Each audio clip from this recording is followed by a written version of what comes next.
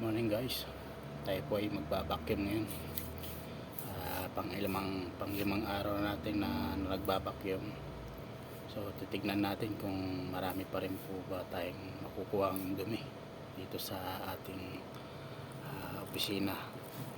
Carpet kasi itong opisina namin, so kailangan natin i-vacuum para mahigop po yung mga dumi kasi medyo nagkaka-allergy yung mga tao dito, kaya kailangan natin i-vacuum nga.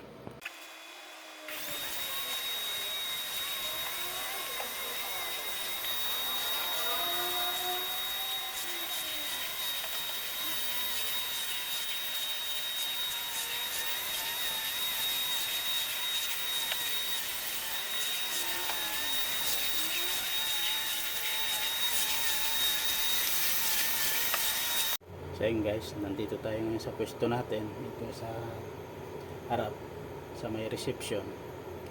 At ito na yung huli natin na i-vacuum. So tara guys.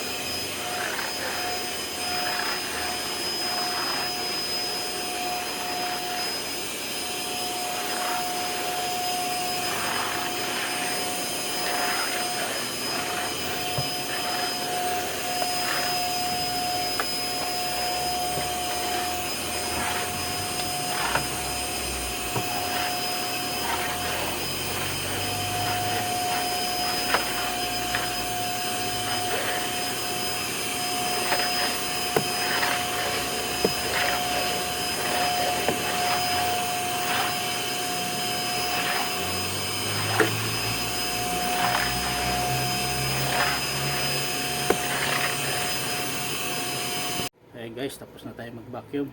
Sisilipin natin ngayon kung marami pa rin bang nakuha ang dumi. Sa 5 araw kong pagba-vacuum,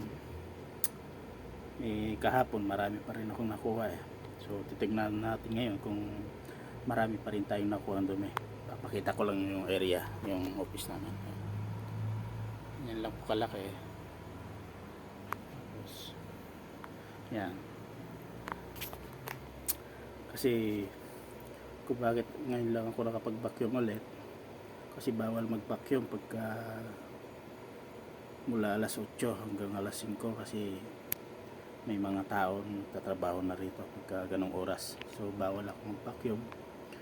So binago ngayon yung oras ko para makapag-vacuum kasi itong mga nakaraan ayaw nilang magpa-vacuum kasi nga yun nga, naisturbo yung mga empleyado. So binago yung oras ko para makapag-vacuum.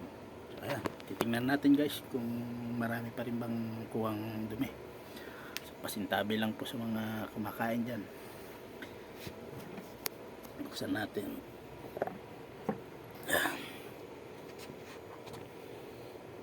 So ayan guys, 5 araw na ako nagba-vacuum pero marami pa rin po siyang nakukuha ang dumi.